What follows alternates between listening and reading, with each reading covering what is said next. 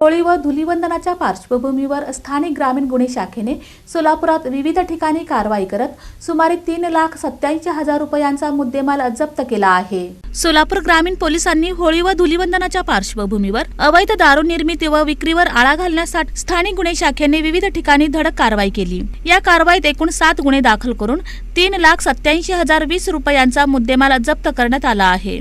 सोलापूर ग्रामीणचे पोलीस अधीक्षक अतुल कुलकर्णी यांच्या सूचनेनुसार वरिष्ठ पोलीस निरीक्षक संजय जगताप यांच्या नेतृत्वाखाली पथकाने मौजे, मुळेगाव तांडा तालुका दक्षिण सोलापूर, गुळवंची तालुका उत्तर सोलापूर, कामती व जावळा तालुका सांगोला येथे छापे टाकले। मुळेगाव तांडा व गुळवंची येथे हातभट्टी दारू निर्मितीच्या ठिकाणी छापा टाकून 39 बॅरल मधील तब्बल 7,800 लिटर गुळ मिश्रित रसायन जागीच नष्ट करण्यात आले। या प्रकरणी 3 आरोपींविरुद्ध गुन्हे दाखल करण्यात आले। कामती पोलीस ठाणे हद्दीत 53 लिटर हातभट्टी दारू व 25 लिटर सिंधी जप्त करण्यात आली। तसेच जवळा तालुका सांगोला येथे 141 देशी दारूच्या बाटल्या व 5 लिटर हातभट्टी दारू जप्त करण्यात आली। एकूण कारवाईत 7,800 लिटर गुळ मिश्रित रसायन, 58 लिटर हातभट्टी दारू, 25 लिटर सिंधी व 141 देशी दारूच्या बाटल्या असा एकूण 3,87,020 रुपयांचा मुद्देमाल जप्त करण्यात आला असून 11 आरोपींविरुद्ध दारूबंदी कायद्याखाली गुन्हे दाखल करण्यात आले आहेत। ही कारवाई पोलीस अधीक्षक अतुल कुलकर्णी व अपर पोलीस अधीक्षक प्रीतम यावलकर यांच्या मार्गदर्शनाखाली वरिष्ठ पोलीस निरीक्षक संजय जगताप,